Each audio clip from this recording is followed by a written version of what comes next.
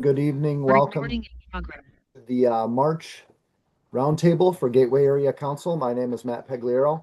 I lead the team that plans these round tables. I'm also a Scoutmaster in Holman, and welcome to this evening. So this evening, our topic is basically motivation. How do we motivate our youth to keep going? And so we have a guest speaker that's going to focus on that topic this evening. We also have some discussion topics in both of our Scouts BSA and the Cub Scout breakout based on those topics as well before we get to our council updates. Couple of notes on the meeting, if you could. I saw many people already did, but if you could share your name and unit in chat, that would help us out to keep track of who's getting this information. You can also post other questions in chat. Please be aware of background noise. Mute yourself if you need to. This meeting is being recorded, and AI is also taking notes, and those will be posted on the Roundtable website.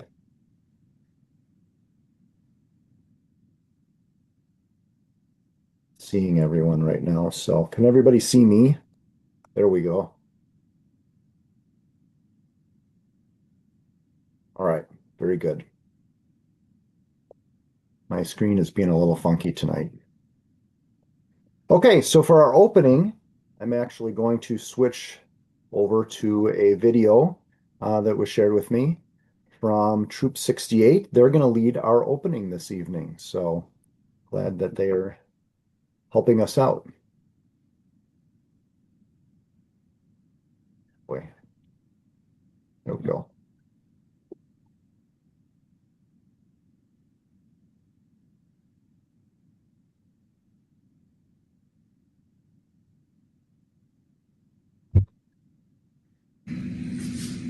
Audience attention, color guard attention.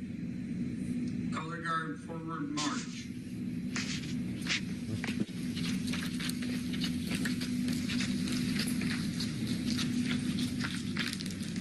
Color guard halt. Cross the colors.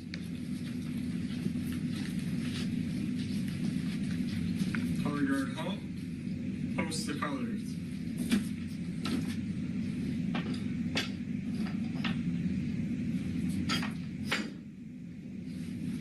Hand over heart if not in uniform. Scout salute otherwise. I pledge allegiance to the flag Flag of the of the United United States of States of America America and and to to the the republic republic for for which which it it stands, stands, one one nation, nation, under under God, God, indivisible, indivisible, with with liberty liberty and and justice justice for for all. all. Two.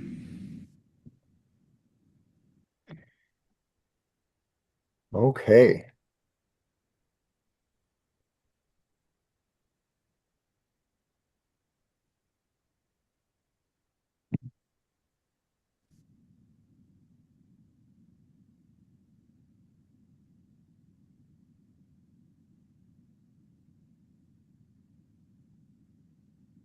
All right. Can everyone see the slides again? Yes. Okay. Again, my screen is being a little weird on me, so I'm not sure what I'm seeing and what you're seeing, but glad to see you there. Thanks to Troop 68 for sharing the pledge with us, and Chris Matuska for sharing that video. We appreciate that. If any other units would like to share a video to play at Roundtable to lead our opening, just get a hold of me and we'll figure out how we can get that video so that we can play.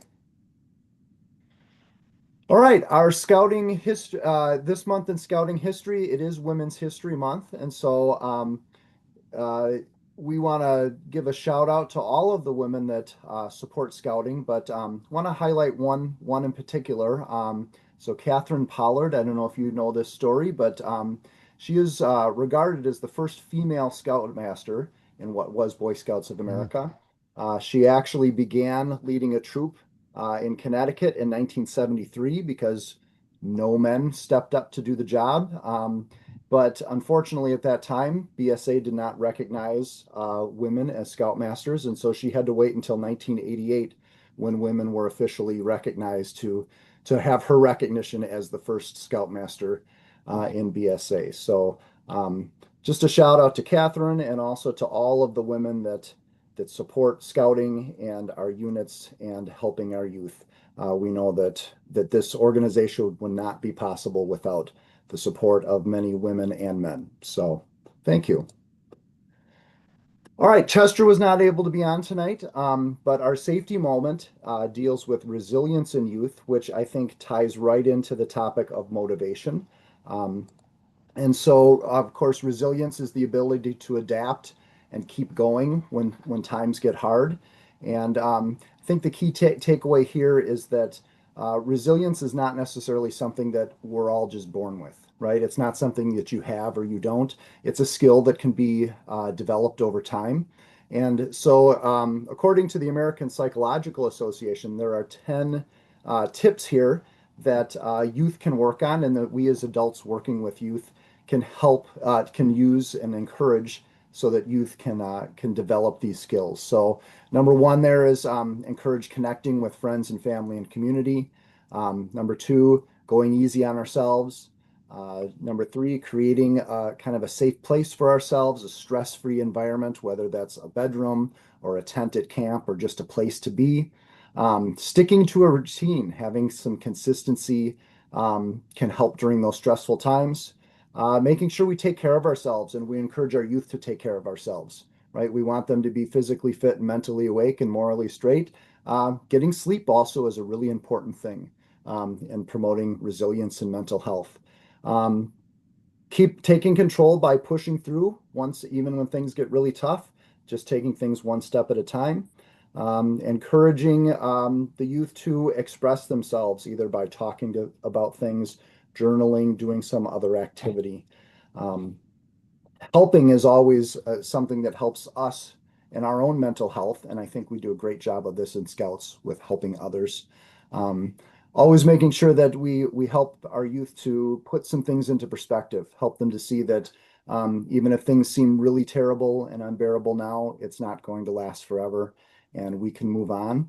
And then the final one there is take a break from screens and social media, right, to give our minds and our bodies a break. I think as an organization in scouting, we're really set up to do a lot of these things and to encourage youth to do a lot of these things. But sometimes they need reminders. So some good tips here. Okay, moving on. We do have a guest speaker to speak on the topic of motivation, and John Hanley knows our speaker much better than I do, so I'm going to turn it over to him to introduce our speaker. Okay, thank you, Matt. This evening it's my pleasure to introduce Dr. Tom Trannel. He and I are fellow secular Franciscans at the here in La Crosse, and just give him a background on his accomplishments. He graduated with a bachelor's degree in biology from Marquette University, then went to the University of Chicago, I'm sorry, University of Illinois, Chicago for medical school, and then did his residency and fellowship at the University of Hawaii. He is a board certified psychiatrist and child and adolescent with a focus on child and adolescent psychiatry. He's been in La Crosse for the last 30 years, worked for Gunderson 5 of those years, and has also been in private practice for 25 years. Um, he likes working in the community with many different agencies and clinics over the years, and he has some special interests in sports psychology, clinical hypnosis, and spiritual healing. So his wife is a registered nurse, so they have a wide variety of experience and knowledge in the medical fields. But tonight we have Tom with us, and with that, Tom, take it away. Thanks, John, and thanks, Matt. Can can you hear me? Yes. All right. So, as John mentioned, I'm a psychiatrist, child and adolescent psychiatrist, and been practicing for about 30 years in the community. So I've been at this for a while, and I didn't put into the notes that I provided to John, but I'm a big supporter of scouting. I was a Boy Scout myself, not very much accomplished, but I had 2 brothers and 3 nephews who were all Eagle Scouts, and several of them were involved in Scout leadership. And my wife was the Cub Scout pack leader at St. Patrick's when our kids were little. And so I've got and I remember, I don't know what my role was, but I remember reading through the manual for Scout leaders and was very impressed by the depth and the topics covered and the experience and training that and requirements that went into becoming leaders. So I have a respect for scouting and respect for all of you for doing what you're doing.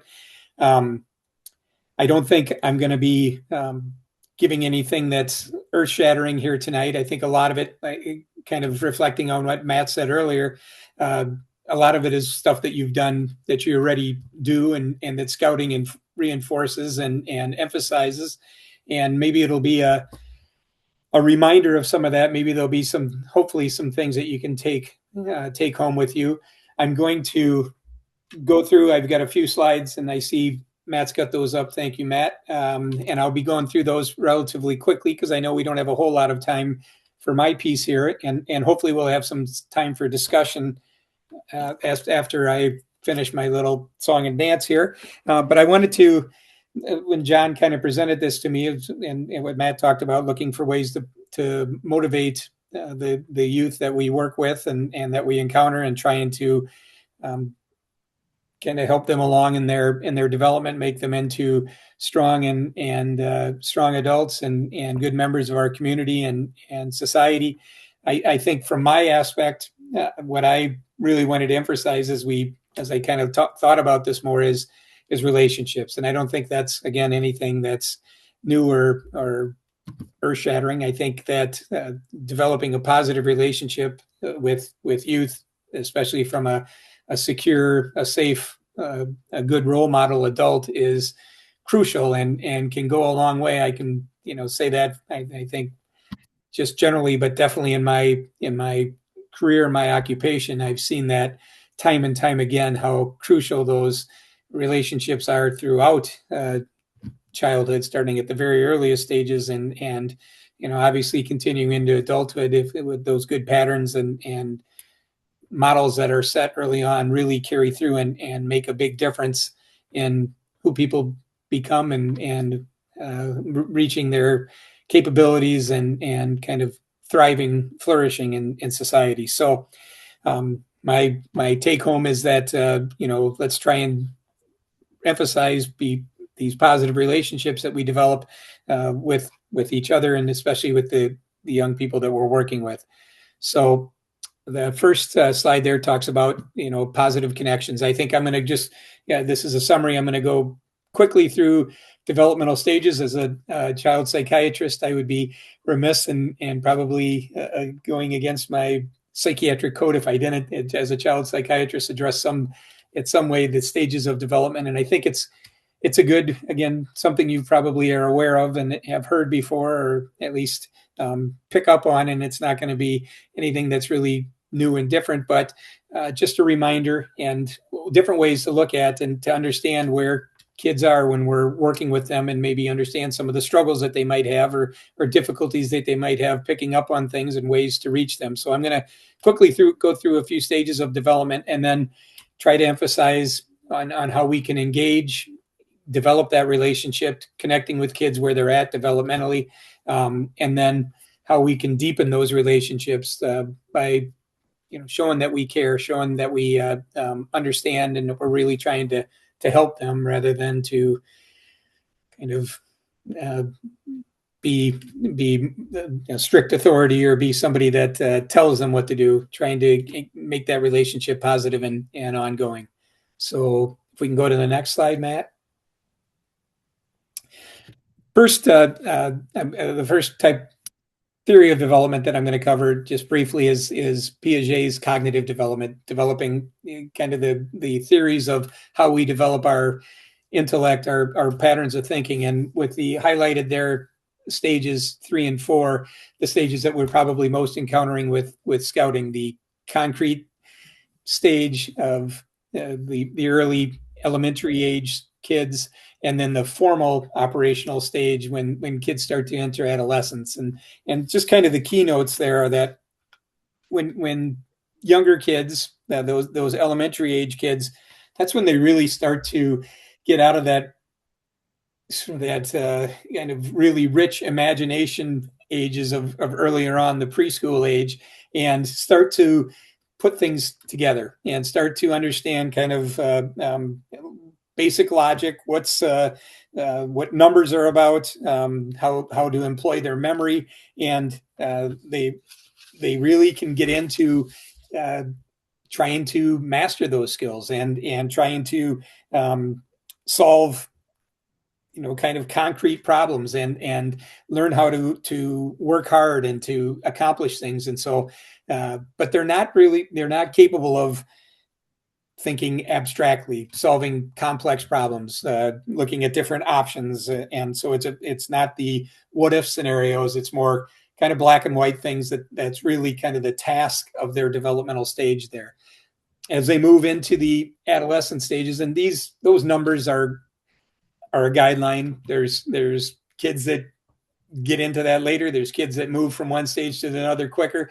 But one of the concepts of developmental theories is that you got to master one before you move to the next. And so this is really the big issue that they have to first accomplish, is getting those basic skills down, those concrete operations, before they can move to formal operations. Formal operations, kind of in the adolescent, is where they start to be able to think abstractly. They start to be able to make hypotheses and test things out and really start to understand it at a deeper level. And they can, concepts like what's just, what freedom means, what really caring for each other, and kind of getting out of their own little bubble. So as much as they were when they were younger, it's where the world really kind of opens up.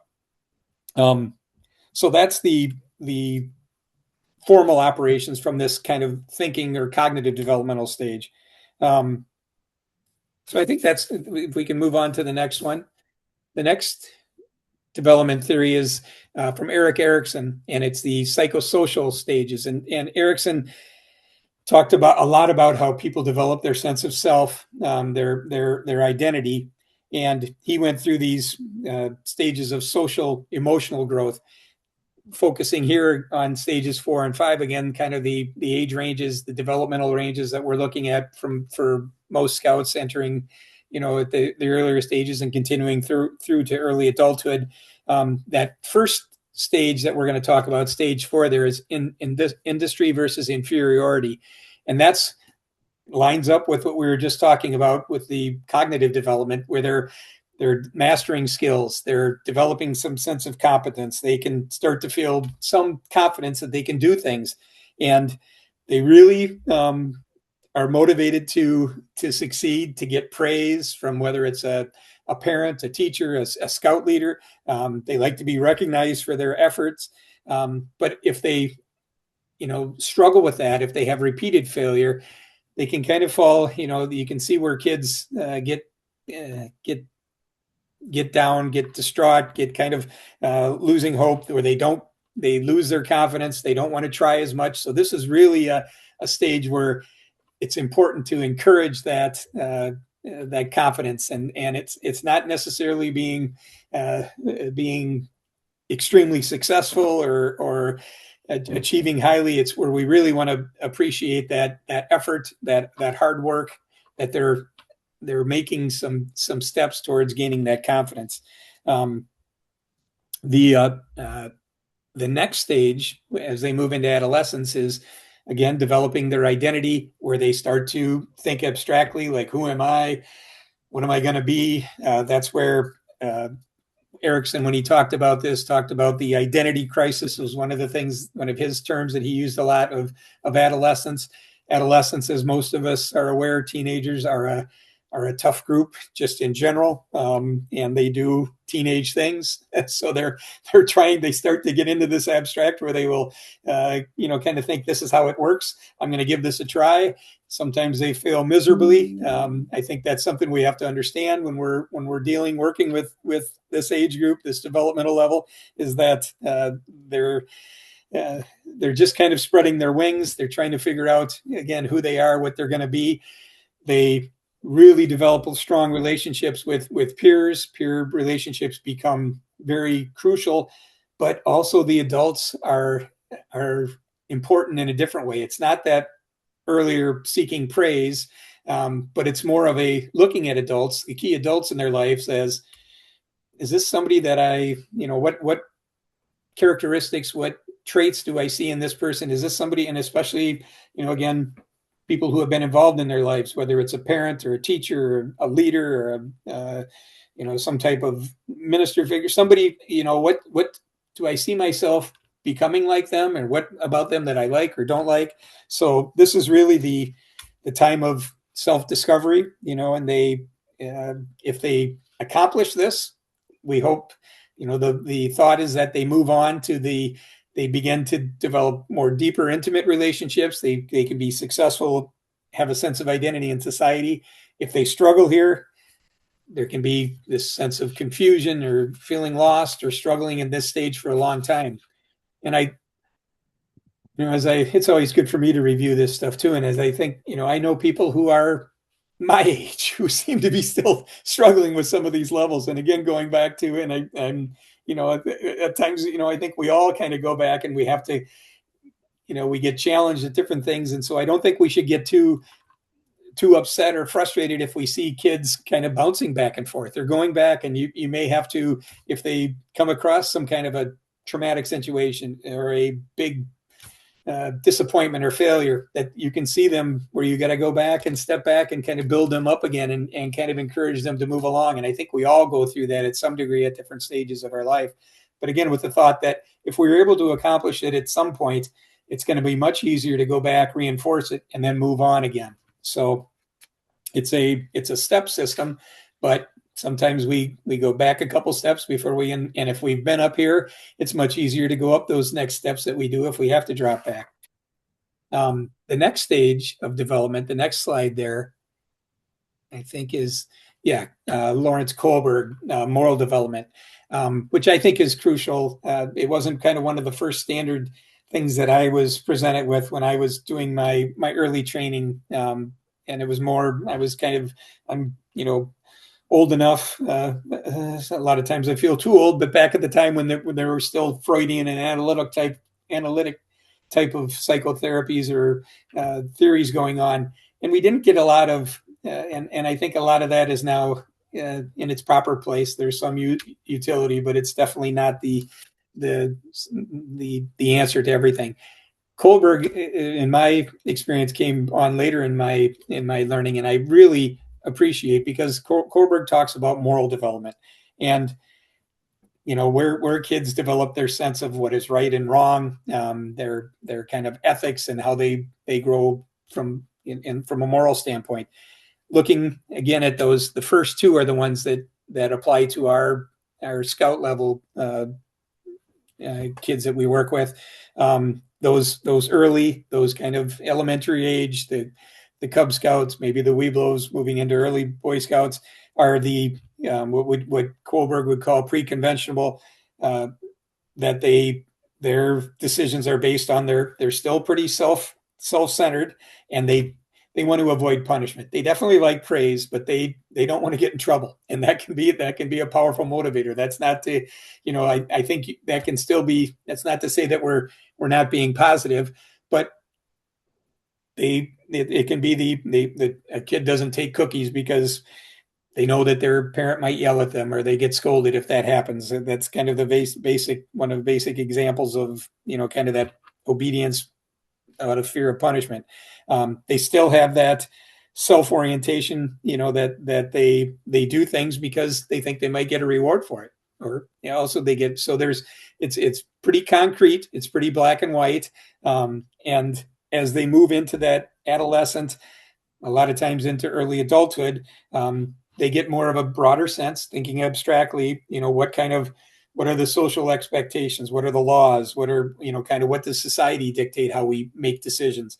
And it's not necessarily thinking that I'm going to do this because it's for the good of all, or it's the good of society, despite what it's going to do for me. That's probably a more advanced, but they start to, understand that, my friends look kind of, they think it's a good idea when we volunteer. That seems to, there's a sense of something feels good when I help other people. And also that there are rules and laws out there that kind of keep society safe. And it's good to follow those, if nothing else, just because that's going to keep us safe. Not again, because it's necessarily good for all or good for the whole. But they're thinking a little deeper about how things, what's right and wrong, and what are the consequences and what it means to themselves. The next one that I threw in there was just, I think I put a slide in about John Bowlby, maybe. Yes, John Bowlby, attachment theory. I'm a big subscriber to attachment theory.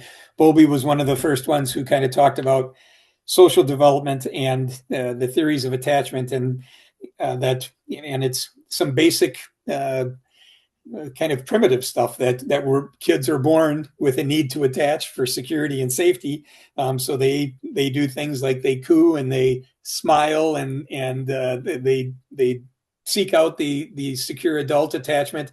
And adults, kind of, there's a lot of back and forth there. And what I have seen, unfortunately, throughout my career, and continues to be a heartbreaking situation, is that this starts very early, and you can see where kids who have not had a safe and secure adult caregiver in their life at an early stage, how devastating and how impactful that can be throughout their lives. And there can be corrections. That it's not to say that it's irreversible, but if the problem is that once things start like that, the situations tend to repeat themselves, and kids start to expect that that's the same thing that's going to happen. And so what I see a lot with adults, and I see a lot of well-meaning adults who aren't really aware of kind of what happened earlier or the impact that can have, that will say, we've done everything for this kid. We've really gone out of our way, and they still push us away, or they do things. How could they do that to us when we did everything for them? And I think as scout leaders, sometimes surrogate parents and sometimes, the one person who might be nice or might be a safe, secure attachment, and that can be there for a long time. It's important not to take that too personally. It's important to understand that that they might be reflecting something early on. It's important to really hang in there, keep trying to develop that positive relationship, because that can make a huge difference later on and as the kids develop. Okay, so next slide. Okay, so again, I think successful relationships are huge, important, crucial things for kids moving through development, becoming successful adults, becoming flourishing, happy people who are good members of their community. So I think that's what I strive for in my practice a lot, and as much as I try and find out what the right diagnosis is, or the right medicine, or the right specific therapy, my goal is always to try and I say a lot of times, and I think the older I get, the more I believe it, the art of medicine is at least as important as the practice of medicine, and that's developing a relationship, developing some trust, and the human mind, the human soul is very capable of resilience. We talked about earlier of bouncing back, of rising above, and that can depend a lot on kind of what those relationships are. And so I think, a successful relationship, my hope is for all of us to be invested, engaged, and persist, be resilient, and trying to stick with the kids that we have some responsibility for, that we're hoping to kind of gather and help along this path that they're on. So little kids, those 6 to 11-year-olds, they are concrete, black and white thinkers. Um, they can be logical. They like to work hard. They want to get a sense of success. So we don't want to overwhelm them. We want to set them up for success. I think scouting, when I think back, kind of preparing for this, I think scouting is very well aware of developmental theories because, when I remember, and myself, my kids, Cub Scouts, you can earn a lot of badges. You can earn a lot of stuff. You can move along pretty quickly. It's not complex. It's not stuff where you have to really think or plan out stuff. It's stuff that, and there's a lot of help there to do it. So we want to set these kids up for success. We don't want to give them too many choices. We want to try and provide more adult guidance as we can to, this is what we want you to be doing. These are good things to do, to develop that confidence and sense of competence. And I think we have to be careful about being too critical about things that fall short. Again, remembering their motivation, trying to avoid punishment, still trying to get some type of reward or praise. And it doesn't have to be, a big badge or something, or money, or some kind of a treat. Praise, a pat in the back, knowing that they are getting some positive reinforcement and pleasing to the people who are the authorities, the people that they're looking up to, it can be just as reinforcing. The next slide kind of is how, what we do. So for those little kids, activities should probably be more fun than they are challenging, again, to promote success, to limit, to develop that sense of competence. Fun games, still playing on the imagination that's very strong in those early ages. Hands-on activity will keep engagement high. If it's something that they like, they're more likely to think, feel learning is more likely because they'll think it's meaningful. If things are, I can't see it very well, but I think if things are rewarding, or things are too complex, break them down into smaller pieces, again, building confidence, and the rewards don't have to be big or expensive or real tangible things. It can be praise, high fives, attention. Okay, the next slide. Moving to the older kids. This is where we can start to bring in where they play on that developmental role of being more abstract in their thinking, being able to develop their own theories, giving them more options, giving them more scenarios where they can start to, you can start to see the wheels turning about how they can figure things out, and be open to discussing and exploring, what the outcomes might be, good and bad, of their choices, giving them more autonomy, more freedom. Again, trying to develop their identity. They're going to be looking at their peers. They're going to be looking at yourselves and trying to figure out where they fit in. There's going to be lots of trial and error. We don't want to be too critical or too condemning, or kind of drop the hammer too heavy when things don't go well. We want to keep giving some hope there. We, again, recognizing the role of peers, we have to encourage that. But I would also say the last 2 bullet points there, I think, are very important. They don't all have to be the same. They can have different skill levels. They can have different interests. They can have different activities. So that's good. The world's like that. We need people who are going to be more cautious and more thoughtful, or more analytical about deciding something. We also need people who are going to be like, okay, let's get in there and do it. And I think the combination of the two is what makes the world go round, what makes things successful. And so let them, I think, and we should encourage them to recognize that we're not all going to be the same, that we can encourage others, even if the interests aren't exactly the same or the skill levels aren't the same. I think, kids at all levels, and I would say, probably these last 2 bullet points apply to younger kids as well, but they can all, their kids are very adept and have a great ability to decipher when we're being disingenuous. And so I don't think we want to, be very solicitous and that we're giving, praise where it's excessive, or, not appropriate over amounts of praise, but we want to be, praising hard work when we see hard work, and it should be genuine and real, and focusing again on not necessarily the results, but the effort that goes into it. Next slide, I think might be my last slide. Yes.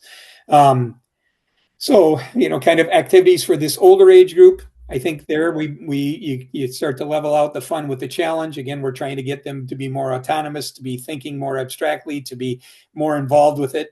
Again, I think, I mentioned a couple of times, scouting in general does a good job of this. I think of, my brothers, my nephews, when they have to decide on their project and they have to become Eagle Scouts and they have to be organizing and they have to do that. I think you're encouraging a lot of that autonomy and that, kind of hypothesis and trial and error that goes into developing a good identity, but being there, being supportive, being a mentor, encouraging, and trying not to micromanage when struggles or failures or disappointments inevitably occur.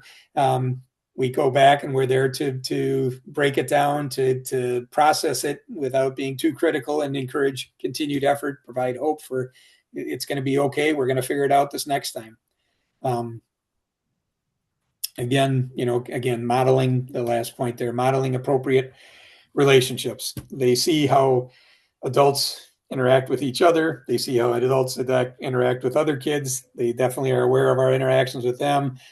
We want to be genuine. We want to be, as real and honest as we can, but we want to be supportive and positive and understanding that things that they're coming at us with.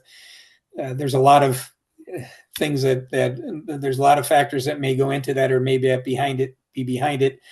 Our goal isn't to be you don't have to be a child psychiatrist and figure that all out. You don't have to be answer all those questions. I think you just need to be a consistent, positive support for them. And I know I didn't have much time, so I'm going to stop there. I know there were some questions that Matt sent out earlier, and so I'm free for whatever questions or discussion that anybody might have for me.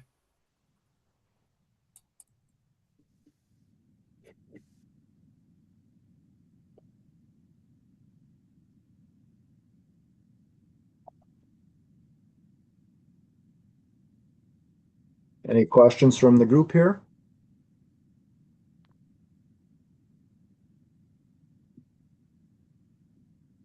Tom, I got a question regarding adult leaders. If we find that we've made a mistake with someone who's between 11 and 18, what do you think would be the best way to um, correct something that's gone wrong, or maybe somebody made a misstatement, but maybe there's a good way to positively show by example, by leadership of how to correct a mistake that an adult may make. Well, I think again, it's a great opportunity to model, how we handle situations like that. And I think that it's inevitable that we're all, I used to say to my kids, I've made, by noon, I don't know how many mistakes I've made already today. I've made multiple, and I'm going to make more. So I think first, it's acknowledging that we do make mistakes, and that's not something they're going to ever be perfect. They're ever going to get over. So I think that it goes a long way for us to just first say, oh, I goofed up there. I said something wrong. I did something wrong. I'm sorry about that. And then kind of going through, and I think acknowledging, especially with that older group you talk about, John, that they are able to think about this and to talk about them. Okay, how do we remedy these? What are our options? And processing through. Some of their things might be unrealistic. Well, I want you to do this and this, and it's like, okay, well, is that realistic? And so I think it's trying to play on what they're capable of and what they're developing, that sense of, trial and error and abstractly going through different situations. So I think, first acknowledging and then working with them to find a solution or a correction. And sometimes there might not be. And it's like, okay, I learned from that. I'm not going to do that again. I'm not going to say that or do, I understand that what I did was a mistake.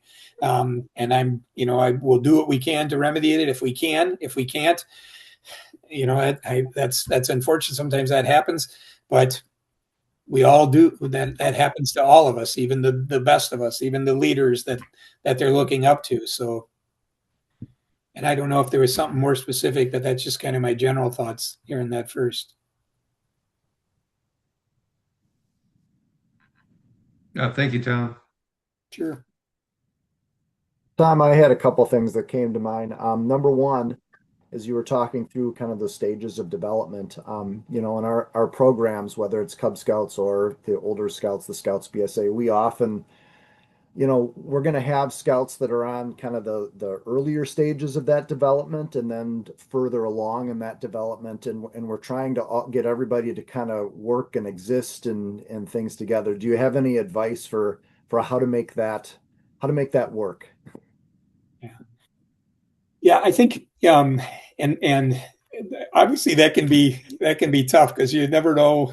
Every group comes with its own unique personality, and so there's always going to be, you're going to see leaders, and there's going to be probably good and bad leaders at different times, and there's going to be people that follow negatively. There's going to be people that avoid, and so I think if you can utilize those skills that they have or that they need to work on within the group. And again, trying to model it, maybe not overtly, and trying to encourage if you have somebody that's got this strength or this skill, and you can team them up with somebody who needs that help. I think that's a great idea. I do a lot of I've done different school consultation over the years, and I'm back involved with schools again now, and I love that idea of trying to older kids or kids who are better, trying to use that peer, especially as they get older. But I think even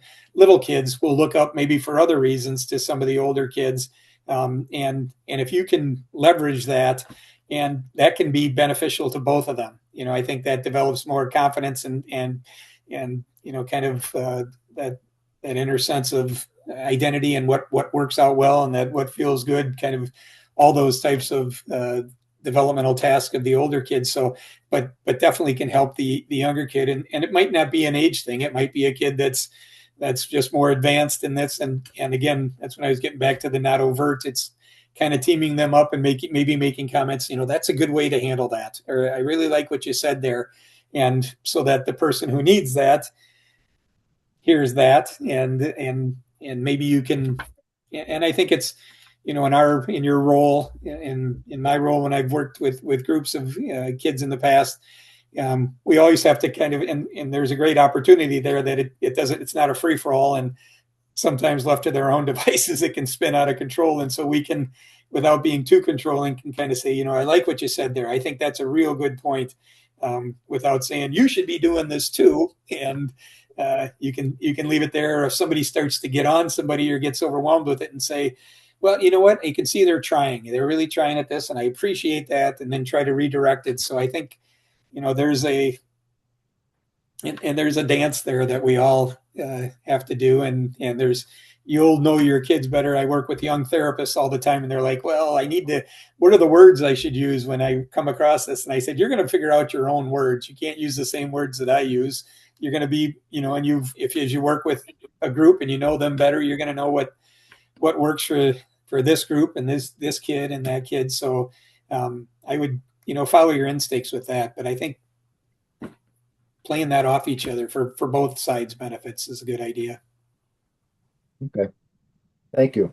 My other question was, you mentioned again with those stages of development when especially when young kids miss out on some of those because of trauma or different things that have happened. Um, any advice for how we can work with those youth, especially given the limited amount of time that we actually have on a weekly basis or a monthly basis to actually have an impact and have an influence? Yeah. And I think, and that can come from a lot of. It doesn't have to be, I unfortunately, like I said, I've seen severe neglect and abuse cases that are just heartbreaking. But it can be, it can be it can be a death in the family. It can be some kind of a medical problem to themselves or somebody else. It could be a learning disability, or it could be some other, a mental health issue, or the things that could. Kids are so sensitive, and they're going through this development so quickly that little things can set them back or hold them up. And so I think you're right. It's hard to do. And I don't think you have to feel like you need to correct all that. I guess my point there would be developing that relationship, developing, showing some compassion, hopefully modeling that to the other kids around there where, and I think we do still see, we see a lot of negative stuff, but I think we still see those cases where, and those examples in the media or in our society where kids will rally around somebody who's disabled or somebody who's had a tough time or somebody, and it can definitely be tougher if a kid looks fine and is smart and is capable, and we don't really know what's going on underneath, where it's some type of. And so I think it's trying to really, especially with kids, be open-minded, not being too judgmental, and trying to encourage that in the other kids that are there. Let's give them a chance, let's try to understand them, and let's try to make their success doesn't have to be on the same level or the same trajectory as the other ones there, but let's try and find ways to make them successful, and in the little time or the little opportunity that we have. And I think you probably do more than you think you do in the limited time you have. And if they know that this is a good person, this is a good adult, this is somebody who talks to me, who is nice to me, who tries to help others be nice to me, they'll see that that's a safe, secure place, and I think you do more than you might even be aware of. So keep trying. Thank you. Any other questions? I know we've taken a good amount of time, but I think this has been good information, and we do appreciate your time with us, Tom. Sure. Well, thank you all for what you do, and if there's something else, let me know. Okay, thank you, Tom. Sure. Bye-bye. Take care. Okay, we are going to go to breakouts. We're kind of actually getting along in time, so we're going to go pretty quick.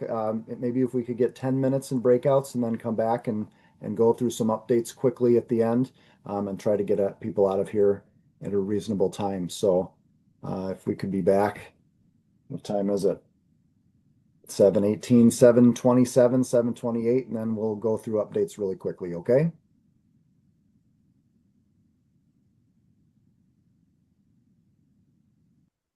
And I think the rooms are open. I know last time people couldn't assign themselves to different rooms, so if you want to pop in the chat where you'd like to go, Cubs or Scouts BSA, I'll also use some of my best judgment as well for people I know. If you could pop in chat where you'd like to go.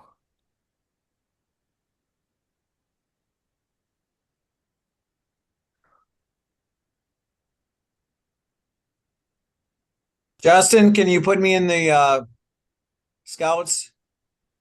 Can do. Thank you.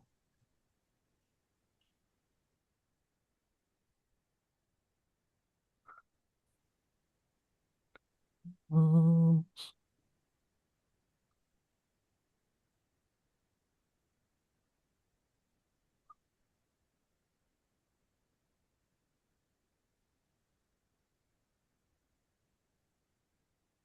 And Mark Seipel to Scouts as well.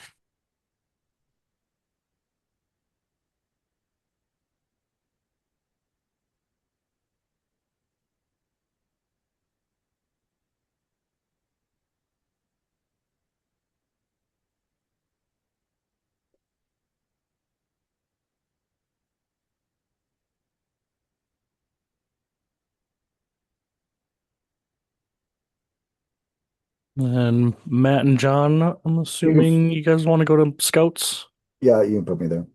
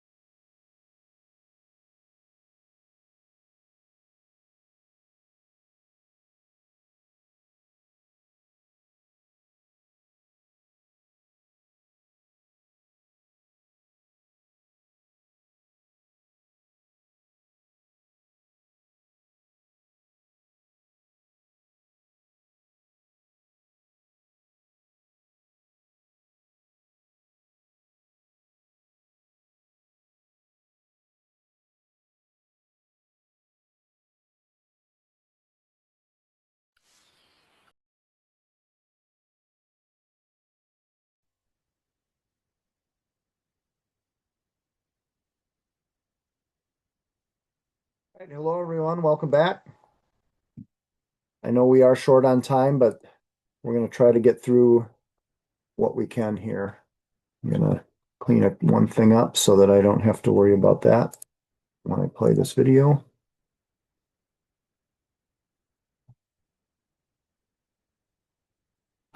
Now is the time to register. Okay.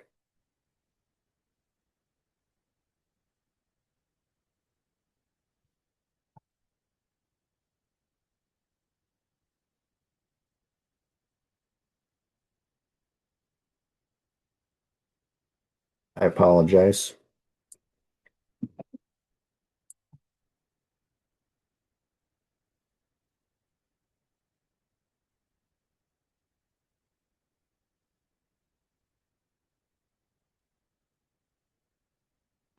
Okay, do we have any reports from the Scouts BSA or Cub Scout District? Anything? Again, we don't have much time, but if there's something important to share, we've got a minute.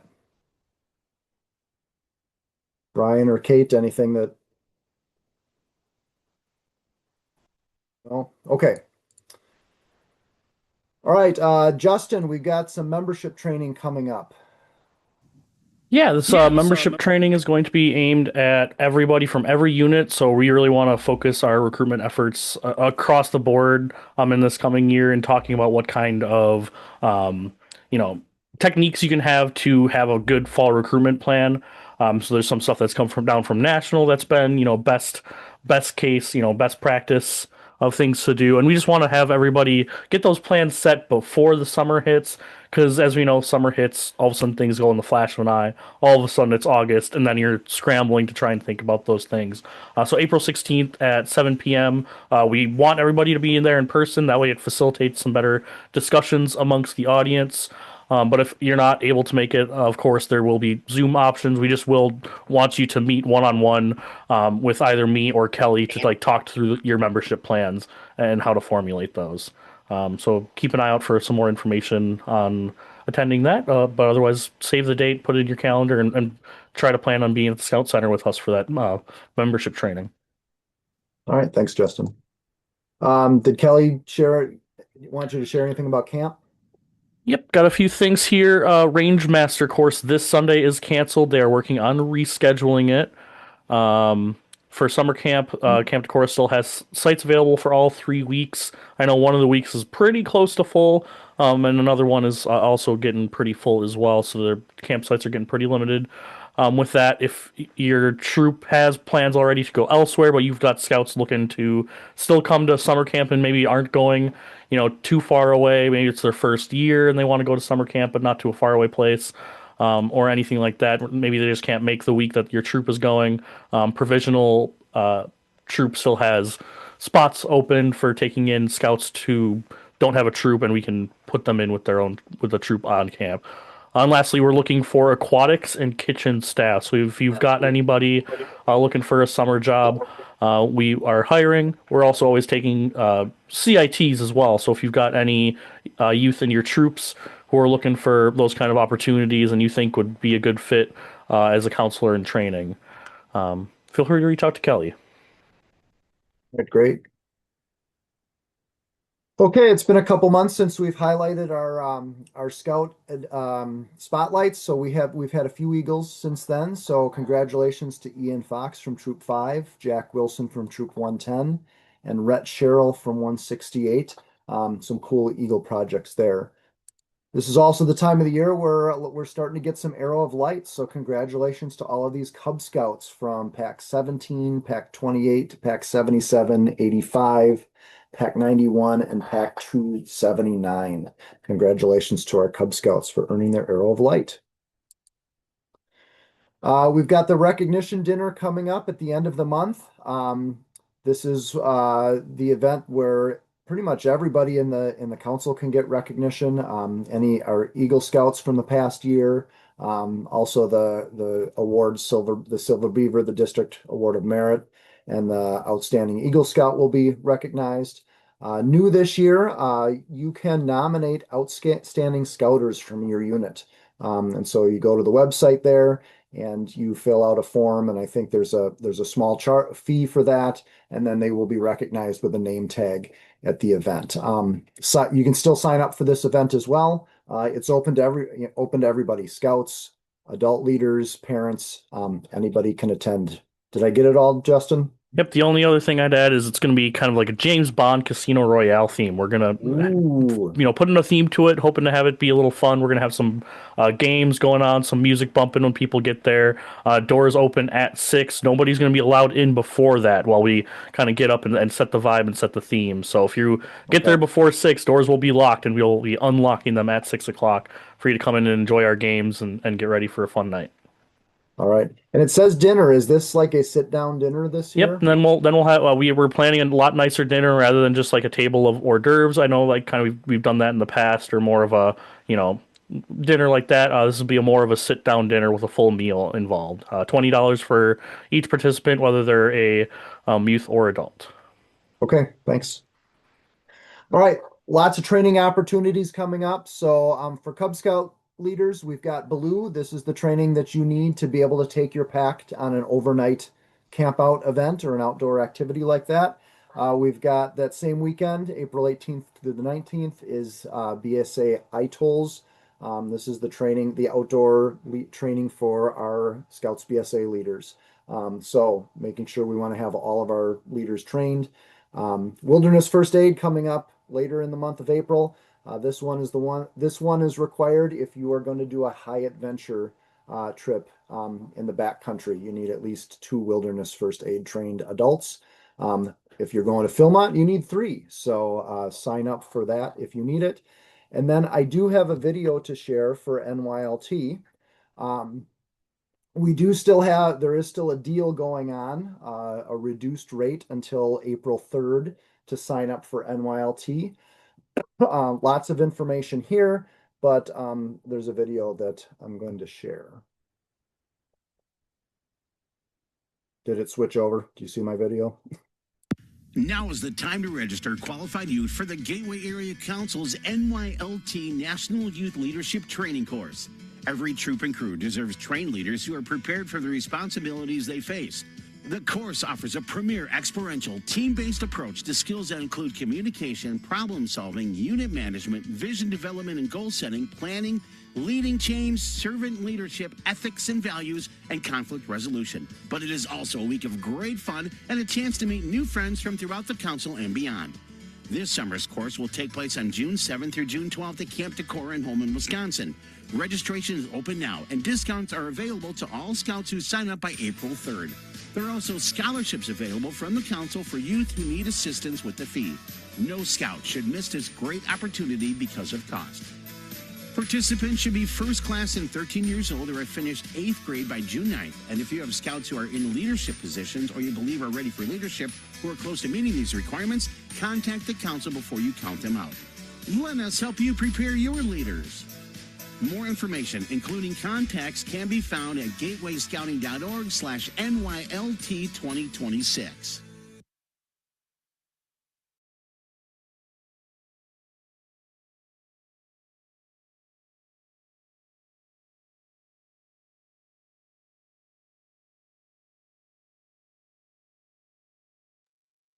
Looks like you're muted, Matt. I just said Kelly pretty much covered all the important information on this slide, and this is a really good program. So definitely encourage you to get your youth and your units signed up for this. All right, there is an NRA pistol course coming up this weekend. Is that still on, Justin? Yep, pistol course is still on because that one's just Saturday. There's also a range master course that we were going to do on Sunday. That one was going to qualify any leader to be able to run range activities for Cub Scouts. But that one is canceled on Sunday on account of who knows how much snow that's coming in. But probably rescheduled for later. Yep, for sure being rescheduled on that one. Okay. Attend the roundtable next month to find out about that. That was that course there. Okay, we got an Easter egg hunt at the end of the month. What have we got on this, Justin? It's a lot of fun. Last year was our first year. Doing it again this year, $10 for any youth who wants to participate. We'll take youth of any age. It's a lot of fun, really just a short little morning out at camp with some mascots there, lots of games and prizes. So any youth who wants to participate. We'll also be taking volunteers. So if you've got, if your troop is looking for something to do and you want to put forth some service hours towards helping us out, we could always take some help with putting eggs out across the field and loading up some of our eggs as well. Good. All right, and then we've got Beaver Day coming up, April 11th. This is the day where volunteers descend on camp to get it ready for summer camp, right? And so all volunteers welcome. The day starts at 8 a.m. There's a little breakfast that's served, and then there's time to work in the morning. Lunch is served, and then crews work in the afternoon as well. So I'm sure Justin will have lots of projects to do. And this is a great opportunity, especially for some of those youth in your troop that maybe need conservation hours for their rank advancement. Good opportunity for that. And if your troop wants to camp out, they can camp out for free if you're offering that time and service to the camp. So you can come camp the night before or afterwards, stick around and camp that night after. Sounds good. All right, and then in May we've got our spring camporee. It's going to be at Camp Decorah the very first weekend of May. $20 per person. The theme this year is insect studies, so that will be the merit badge. There's going to be a bug Olympics competition, and then the return of some of the other favorite events that have happened in past years. I think we've got the Iron Chef competition worked out this year. I know there was some confusion with that last year. So we're going to make that better this year. If you have scouts that are eligible for OA, members of the lodge will be there conducting elections. There'll be a campfire program. If you have Arrow of Light scouts that would like to be recognized, we'll do a recognition for that. There will be an OA call out at that campfire. We'll probably do some sort of flag retirement as well. And then a Scout Zone service on Sunday morning. We are looking at potentially having a roundtable for our SPLs at this. So to get them some discussion topics or a little training to help them out in their roles as SPLs in their unit. So stay tuned for information about that. And of course, it's going to be fun for everybody in attendance. John, did I catch everything? Yes, Matt, you got it all. All right, very good. Okay, and then a few events coming up later in April and May. There's a Scouting at the Theater event, April 18th. The council-wide Pinewood Derby will be April 25th. River Rats is back this year. I know Kelly's been talking about that, May 15th through 17th. So definitely more information coming on that next month at Roundtable.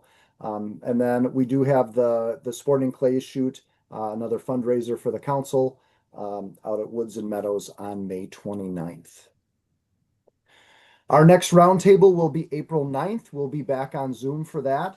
And then May, we're looking at doing something in person and maybe something a little bit different this year. Maybe some sort of a get together with a cookout or something like that to have some fun and discussion and celebrate the end of the year. So stay tuned for more information about that.